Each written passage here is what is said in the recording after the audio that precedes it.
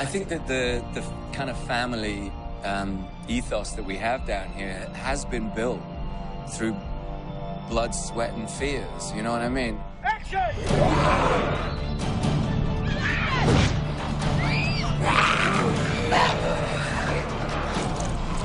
This show is not a typical show.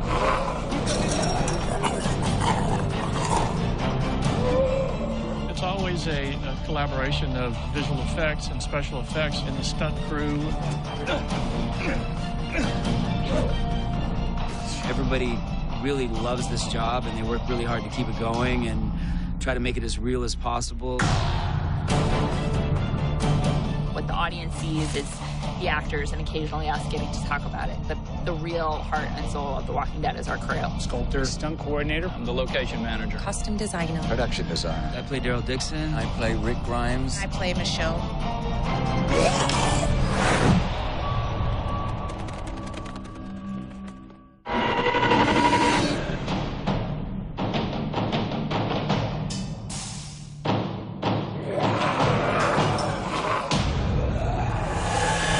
Hello, I'm Greg Nicotero. I'm the executive producer, frequent director, and creature zombie designer for The Walking Dead. We're here at K&B Effects, our 20,000 square foot facility in Chatsworth, California, where we manufacture all of the makeup effects for The Walking Dead. K&B is the funnest place in the world to go. You know, you just walk in there and you get to see all these incredible props from all these amazing films and creatures that they've made, and, you know, like, it's crazy. Zombies are like the ultimate, you know? I mean, it's kind of, with zombies, there's no limit. Here we're making a puppet for the show, and sort of like Dr. Frankenstein, you build it from the bones up. You know? So it has a skeletal and then the muscle structure, and then we layer stuff on top of it so we can actually use this skeleton for a variety of different puppets by putting different skins on it. When you start, like, missing pieces of your body, it's got to look right. It can't just be, like, gore, you know? And so everyone in this room is fascinated by anatomy, really try to make it as accurate as possible so that when people see it, it's just jarring, you know? Like, when we do a bite, we'll put muscles and stuff in there so they can, like, yank on it and you can see that stuff rip out. You know, the guys at K&B and all those guys, all of our people that work with the zombies to make them as scary as possible, you know, everybody's on their A game at all times. I mean, we really spend a lot of time to make sure that the look of the zombies is unique to The Walking Dead, something a little different than you usually see on television. Having practical, beautiful, extraordinary makeup, and the gags that they're not just makeup artists, they're scientists as well. They create mechanical gags. They do it in sort of 3 or 4 days. They conjure up. They're conjurers. They're extraordinary, creative human beings.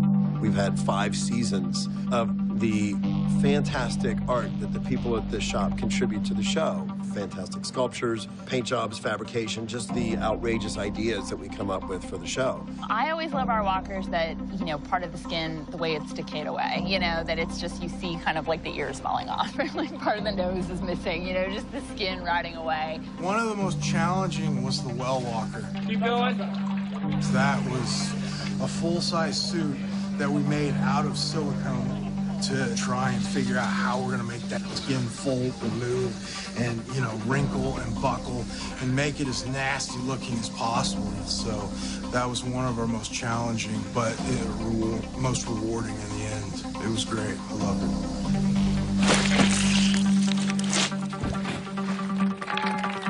it. One of my favorites, Bicycle Girl in season 1.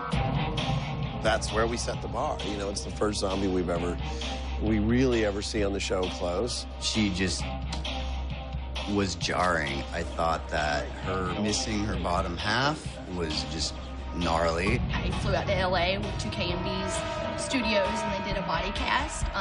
Everything except for my legs, obviously. Several months later, I came back and they did all the color tests and appliance fittings and things like that. The day that we actually filmed, it took 3.5, 4 hours to put it on. But of course, you see it, and I had the blue tights on for the green screen effect, but then seeing it on TV afterwards, even I was like, wow, that's pretty awesome.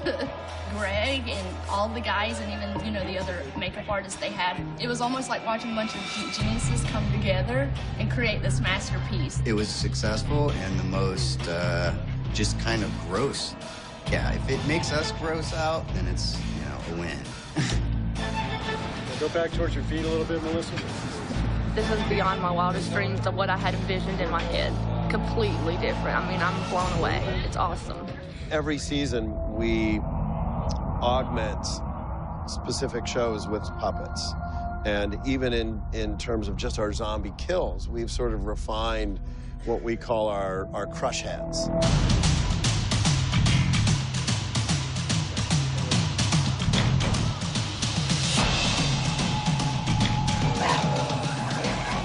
So in season 2, we started realizing that these zombies that are walking around that have been around for a while, they kind of have the sort of consistency of like a pumpkin or a cantaloupe, that if you kind of stomp on it pretty vigorously, that you're going to crush the skull and all the brains and everything are going to splatter everywhere. And the fans of the show really love that stuff.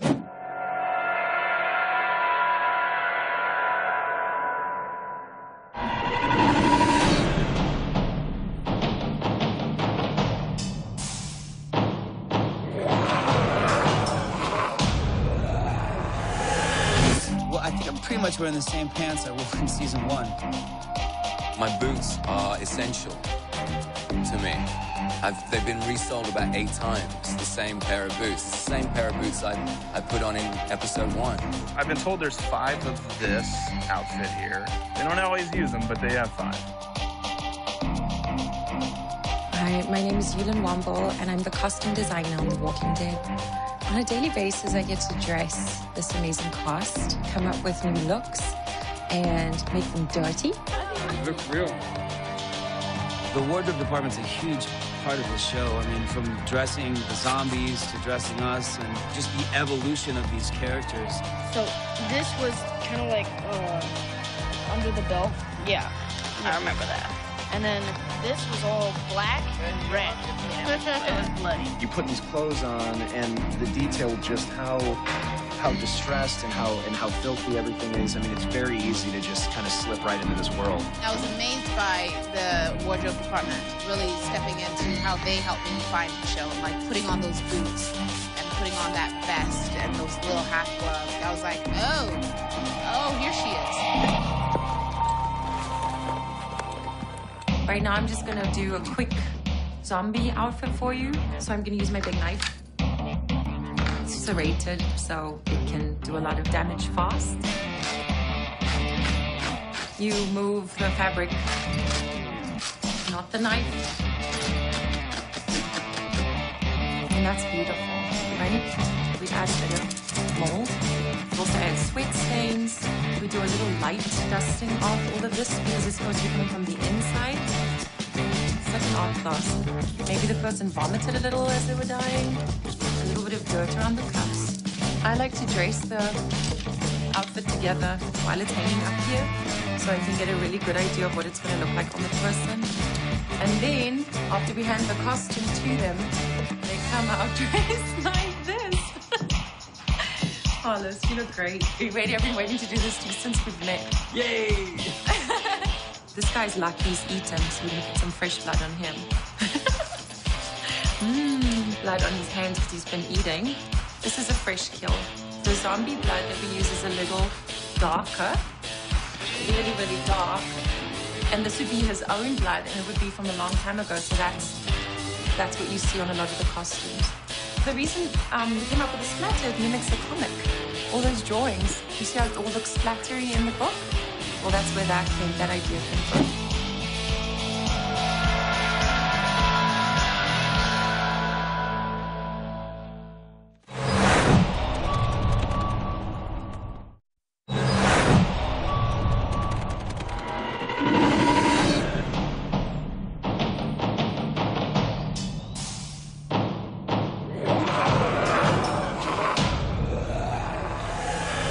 When I rode into Atlanta and they'd shut down 4 blocks of downtown Atlanta, and they turn over Humvees, and, you know, we had a tank and a helicopter. It blew my mind. The most amazing thing, I think, on The Walking Dead is the fact that we have found so many astonishing locations and have built so many great sets. I'm Mike Riley. I'm the location manager on The Walking Dead. What I really do is try to find the best locations that match the vision of the writers. And I collaborate with the production designer, Grace Walker, and myself have a good collaborative working relationship. Hi, I'm Graham Grace Walker from The Walking Dead, the production designer. It kind of looks like rock up there, but it's still just styrofoam like everything else. I think one of the advantages of working here in Georgia is that we've been able to find so many great locations. Well, you know, we're in our own little private world down here in Sonoy, and I think that actually really helps the show. It's a part of it. It's really hot here. We have a lot of bugs, but it's all part of what makes the show great and real and grounded and doesn't feel like a television show about zombies. It feels like we're really with these characters in this world.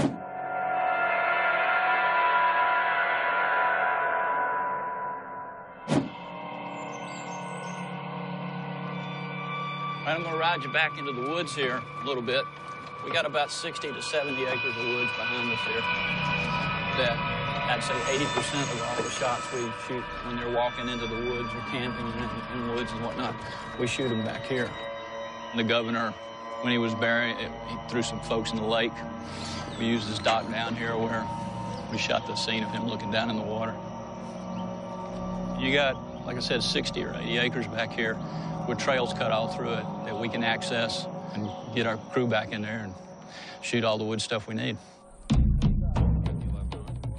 If you stood here last year, we could do 360 degrees, which was really nice for everybody. Down this way was a wall running right through there. We had the entrance to A block, and then a tower down that end, the main gate down there, the bus that's rolled over, and another tower, and a fence that ran right along the lake, and down to the corner over here, with a fence that ran right back up again to the other building. It was a cool set. The prison was mind-blowing. To have something that large that really looks like a prison and to be able to shoot it from any angle at all times and never see a movie set, never feel a movie set, was the most fun for me, especially as a director of photography. Sounds fit! The prison was definitely not real, but we worked very hard to make it seem as real as possible, and that really helps the actors. For us to feel completely immersed, and I think we've rarely been in a green screen type of situation, if ever. So it's been really nice. Those spikes were real. You really had to avoid those spikes. I was like, whoa. Sometimes it's like my eye almost got real close to one of them. So it was a very real living set. As you can see, this is top of the line rooms. They built a prison, and a practical prison that you could walk through. It was magnificent. Yeah, go ahead. It looked so much like a prison that a guy from the Department of Corrections came down here one day. He said, they keep telling us there's a prison down here somewhere, and I don't see it in our list. You know, he didn't know it. He said, we don't have a prison here. And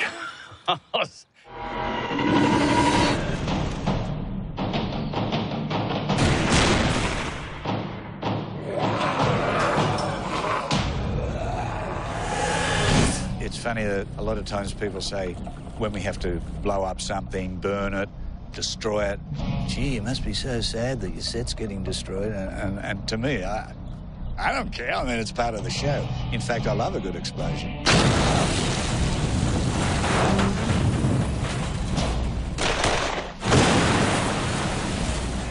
Well, it certainly helps us if you've got real explosions happening. Practical gags give the show probably a bit more authenticity.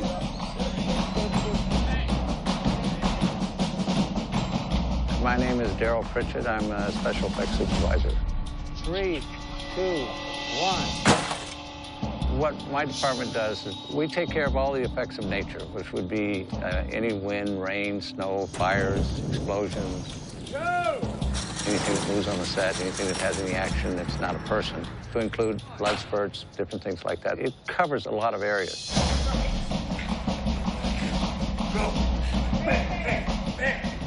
There have been so many moments in the show where I first read it and think, how in the hell are we going to do that? You know, how is this possibly going to work?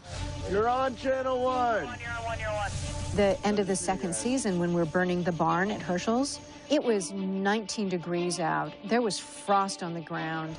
And if the barn had gone up too fast in flames, we wouldn't have been able to shoot the sequence. The barn was kind of fun, because once we got to the point where we were going to let it burn, we just kind of got to watch it burn. And that was kind of neat.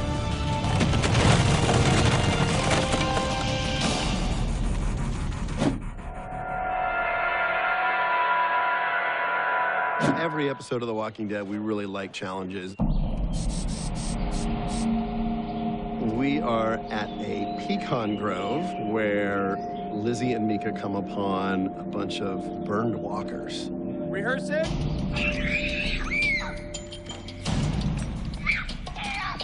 I thought the well walker was probably the greatest walker ever, and they were never going to top that. But these walkers absolutely are the coolest walkers. They're crispy. You can see part of their skin. All right, girls, here we go. We came up with a way to have patches that we could actually Velcro onto them underneath their wardrobe. So the smoldering was us. That's something that we came up with, too. But if you look at the footage, it looks pretty good. Get behind us! And we're getting ready to shoot a scene where our actors are running away from gunfire, and we're going to lay down some dust and some sparks while they travel through this courtyard. Hey, Mark.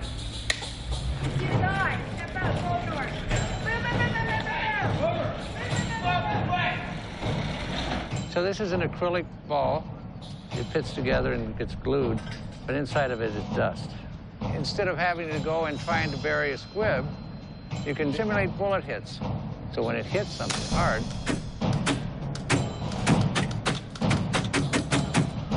then it does that. We'll do some that are sparking balls. These are made up with a little gravel, a little zirconium. Daryl Pritchard, he's been working all, 50 years doing this. Practical explosions, incredible burnings, really the master of disaster, as we call him. Just another day at The Walking Dead.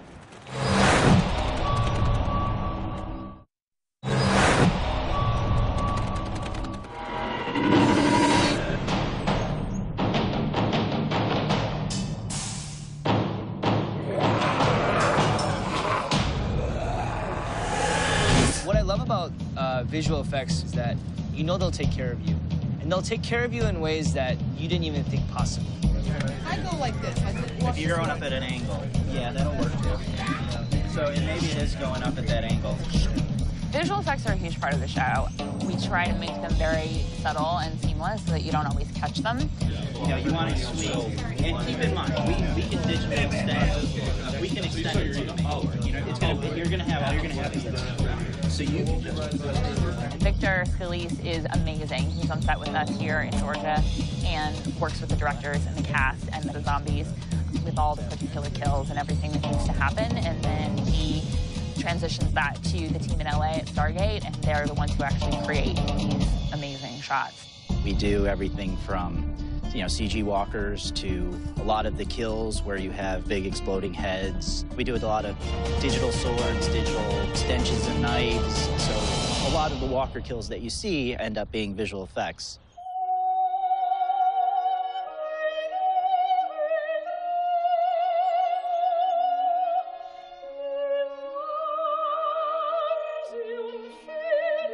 One of our signature weapons is Michonne's sword.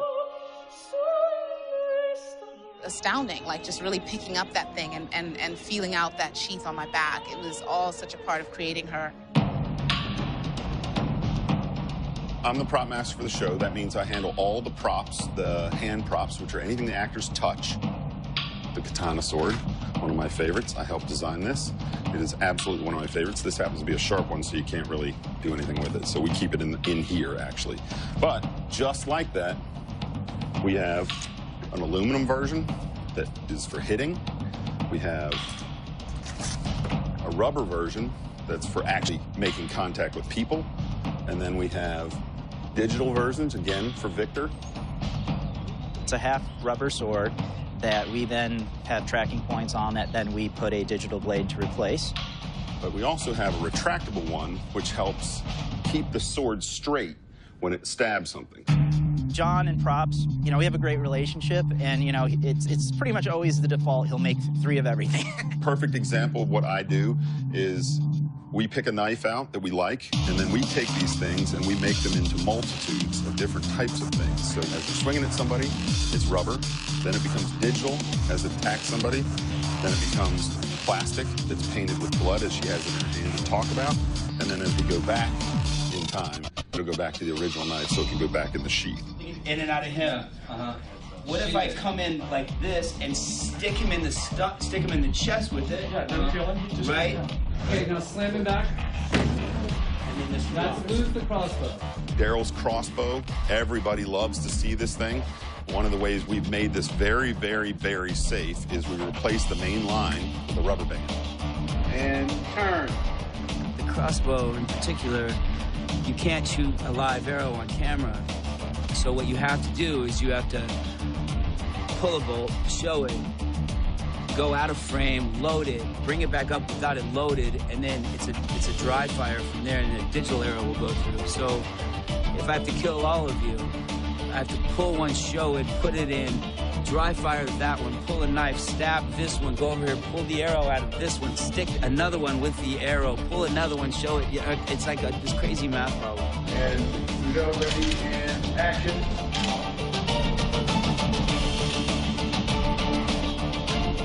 And then you gotta chop the head when it's like laying into the stove. I love this job. I remember season 3, Glenn has that kill after they do that phalanx. He swipes Walker's head right across with the blade. They could have just merely, you know, had his head fall off in frame and then just fall. But they went as far as to make the incision here and then had the head spin and rotate off with blood spewing as it fell. I didn't do that. That was special effects. So, I mean, thank you, Victor, for making me look more competent than I even could possibly be. Today we have Norman and Beth kind of walking up in front of a blue screen, and what you see out there is going to be the cemetery. This is where Daryl and Beth came out of the woods and kind of traversed piggyback style all the way up to the funeral home. So the blue screen that you just saw, this is what's going to be behind it. You know, we'll use some matte painting and photographs to kind of blend in and build an environment that'll basically make the funeral home and the cemetery feel like they're right next to each other.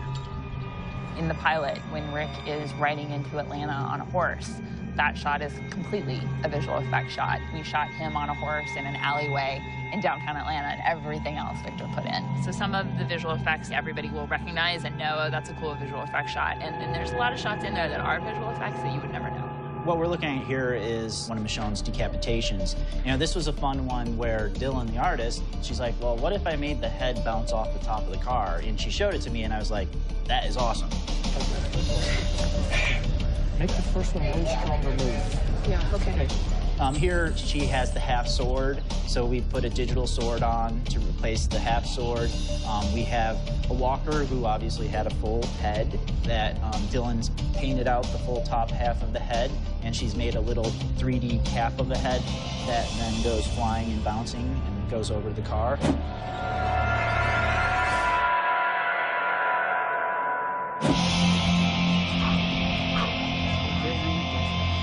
Most people are going to be looking at Michonne's face and not what her sword's doing, so unfortunately most of the audience is maybe going to perceive it but not actually see it. But, you know, the guys who step through it catch that extra little bit of, ooh, whoa, the head went flying that way. You know, so it's kind of a fun little thing. A lot of what you see is a combination of Greg's team and the visual effects team brainstorming together and knowing the end goal, everybody participating and giving what their department can give best to give it a realistic look. Sometimes I just really want to cut a head off, Sometimes I just really want to do it. I can't cut heads off, literally, so that's a bummer. That's good. Good work, guys.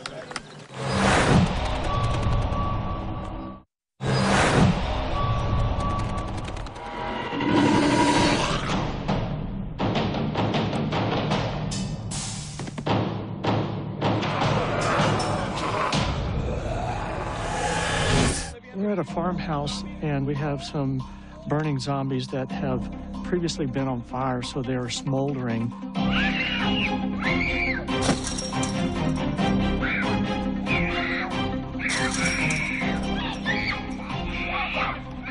So we have 4 stunt guys, then we have one of them catches the little girl, the next one falls over the fence and gets caught up in the barbed wire. It took the arm and throw his arm back. All walkers don't have any human tendencies left, so they don't brace themselves. It makes all of the stunt work on our show a little bit unique because you have to find a very, very tricky way to bury your falls and brace yourself. Both of us struggling, and then eventually, as a stunt coordinator, we are responsible for hiring the stunt personnel, setting up the stunts that are scripted to make sure that they not only sell, but are as safe as possible. Stunt work is stunt work, and sometimes things do happen, but try to make them as safe as possible. Yeah.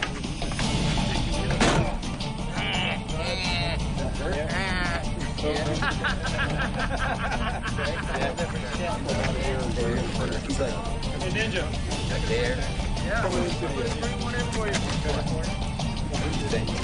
The range of stunts that we do on The Walking Dead is a pretty wide swath.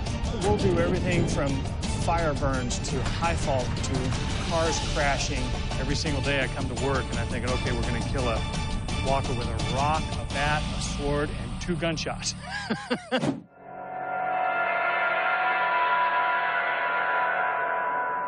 Most of our actors do their own stunts because you see their faces and then you go with it. You go with their stories.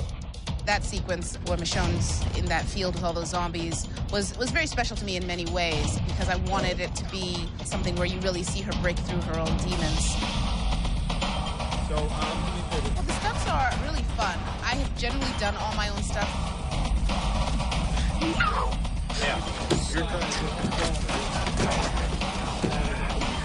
I still have the head of an 18-year-old with the body of a 40-year-old now, and I'm starting to fall apart. I think I'm pretty coordinated, but then me and Norman keep looking at each other going, we're the oldest here, dude. We're aching. 1 dive down, 2 hit, 3 come in. There's a lot of kills right there. Literally, like, stick this one, stick that one, beat this one. I mean, it was literally just overflowing. There, you can knock him in. No. You're knocking him. That was an exhausting scene to shoot. Now, the President Walker's going to come in. You're going to get killed now.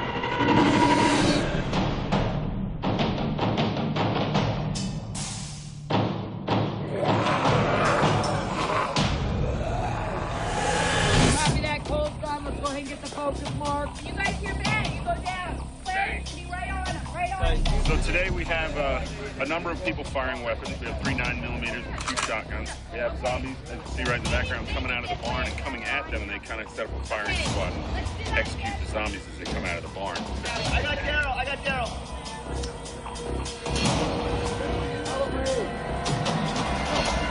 These are 2 Glocks. This is Shane's Glock. This is a Glock 17. This is T-Dog's Glock. This is Glock 19. They both shoot 9mm rounds. Killed a lot of zombies today with these. Boom. There you go. That's it. Zombies. Big gun. Gotta take a zombie out with a lot of power. You know, for focus. That's right on it. Forward, guys. Keep coming forward. Today, we shot lots and lots of zombies.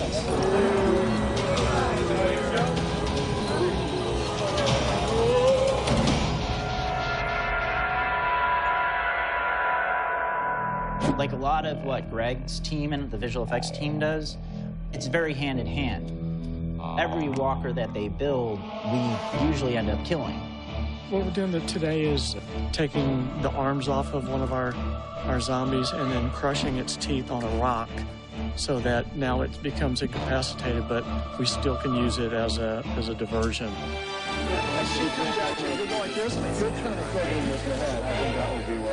In terms of timing, Russell, the stunt coordinator, and I, before the scene, will try to figure out the best action, and the timings are all right. It wasn't even the arm chop, it was the teeth.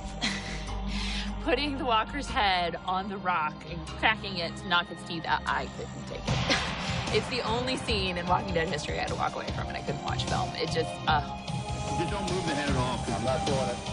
No, it was awful. It was awful. And it was, I mean, like the rock, it's styrofoam. Like, there was nothing real. Like, I should have been able to completely go, okay, this is like everything. We're not really hurting it. It didn't even have the sound in yet. It was horrible. Awful.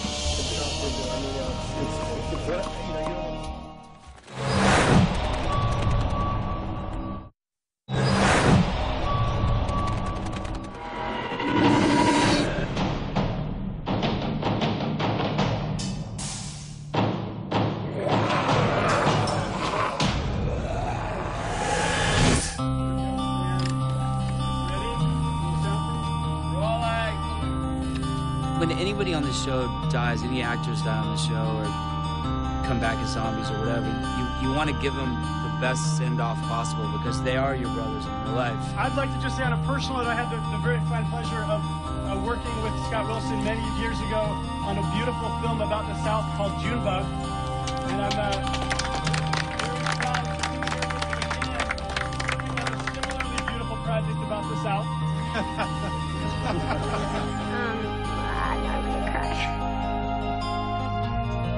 I'm gonna really miss Scott because he's so much a part of our family, and it seems like our little green family just keeps getting smaller and smaller. When one of our main characters gets killed off, the cast and the producers all get together and have a dinner to kind of send them off on their way.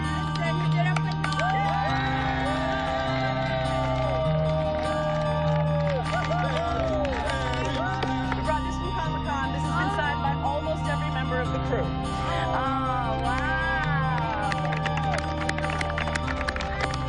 That is a wrap on T-Dog. Irony, guys.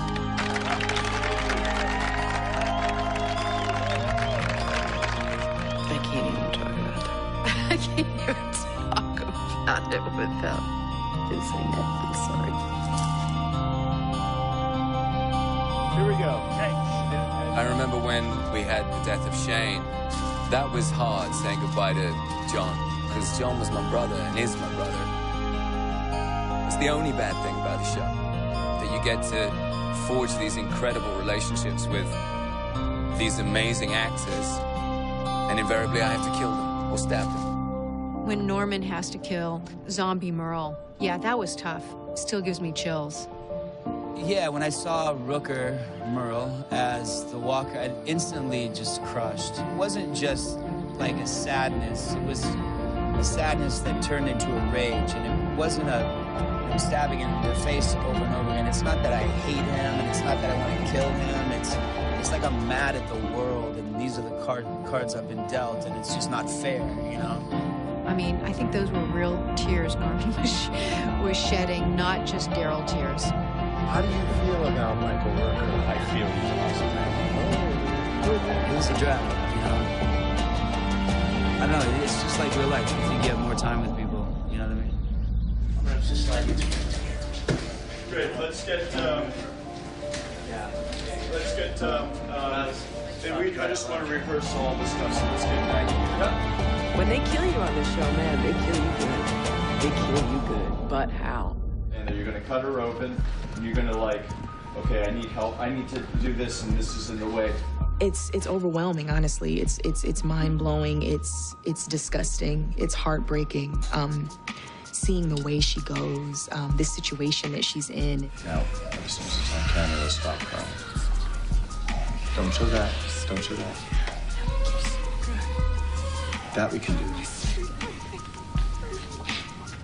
You leave with as much gratitude and grace as you can possibly muster. But I don't know anyone who's walked off the show who hasn't just kind of spent a few days going, that's gonna hurt.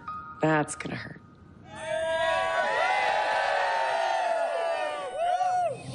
But the flip side of that is that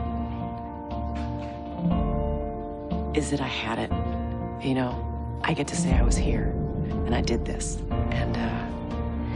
And I think we did the hell out of it.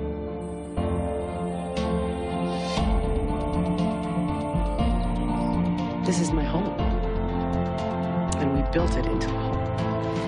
And you don't usually do that. Usually you build a job. You could work 40 years in this business and not have this experience. To take these kind of risks with these kind of warriors, it's amazing. When one of our regular actors leaves, the rest of the cast, even if they're not in their last scene, will come and watch the filming of the scene. The character Dale, Jeffrey DeMond, flew in from upstate New York. He was already off the show. He flew back to be there for John Bernthal. That's the kind of strength of camaraderie and loyalty that he showed and the rest of the cast have shown on this amazing show. I've simply never seen that in my 35 years in the business. Without further ado, pictures up. Pictures up. Pictures up. Pictures up. There we go. There now. But, man, it was the ride of a lifetime. And I'm real grateful.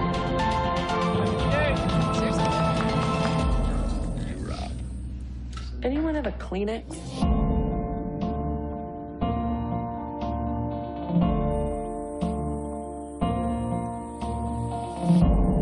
Thank you, sir.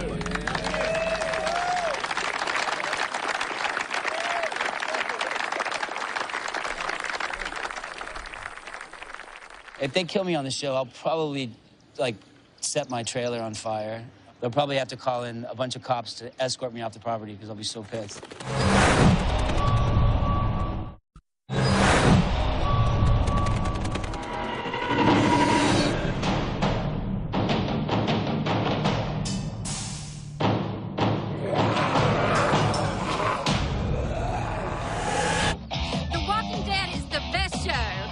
Watched the show ever since it started, and we've just been in love with it. We love The Walking Dead. We certainly hoped that we'd have avid fans, but I have never experienced anything like this. My favorite character is Daryl Dixon, Norman Reedus. My favorite character of The Walking Dead is Michonne, because I love how she's like a samurai. She carries a sword around with her, and she knows how to chop and slice. And, you know, I even got my hair like her. We always have fans outside of base camp, and our cast will go out there after wrap and sign autographs for an hour. 1, 2, 3. To make something that we're extremely proud of, and then to see the fans get excited about it, and just to want more, and they're just like crazy about it. Like that right there is just what's incredible. You know, when we work really hard and we go out there and we see that, it just fuels us to keep doing this better. That's what you want out of a job is to create something that you're extremely proud of. Hello? Hi guys, let's go. I've been lucky in my career that I've been in some movies that have been big and TV shows that have been great and theater that's been big hits, but there's nothing that's come anywhere near close to this. It feels like we just have a responsibility to this fan base to tell the best story we can. It's right, I've been an actor for over 50 years. Now I'm Herschel. So it's, thank you for doing that. This thing will be here. With the shoe on, of course. No, this is all. And Rick will be on this edge. When it's 14 hours of shooting and everyone is tired and struggling, it's the passion of the fans that keeps us going because we want it to be perfect for them. We never want to let them down. And it really is all for them.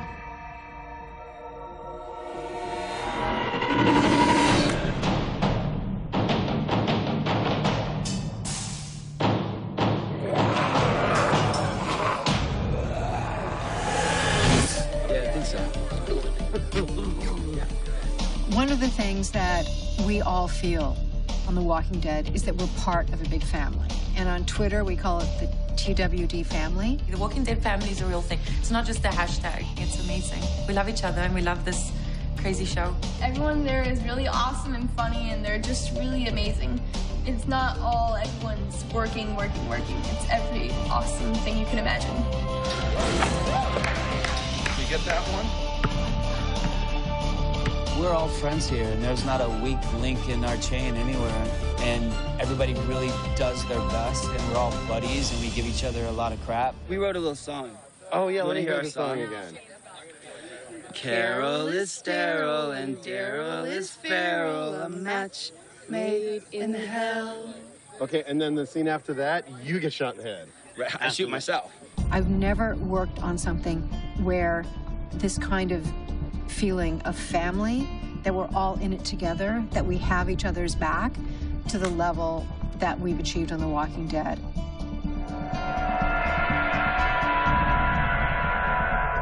We come on the set and everybody gives everything they've got. You leave here really knowing you've emptied yourself out. Every department's really just top notch, you know, and it's kind of a dream job, and it's fun, and it's a lot of work, but you're part of this. This is an awesome show, and when you get to put awesome parts together of a show and it comes out perfect, I mean, what else could you ask for? It feels like the most collaborative work experience I've ever been involved in. I think everybody is at their top of their game, and they're all very, very mindful and respectful that each person contributes to the success of this show. You can't create brilliance or genius upon command or at will. You can't do it. The one thing you can create is the atmosphere you think it's most likely to occur in. And it takes a lot of filmmakers and a lot of really talented people to create that atmosphere. And we found it here. This has been our job for 5 years and our lives for 5 years. It's a gift, and we want to keep delivering that back to the people who watch. Do I like my job? Are you kidding me? This is the greatest gig on the planet. It's amazing. I feel very, very, very lucky. Don't kill me. Please. Guys. Don't kill me.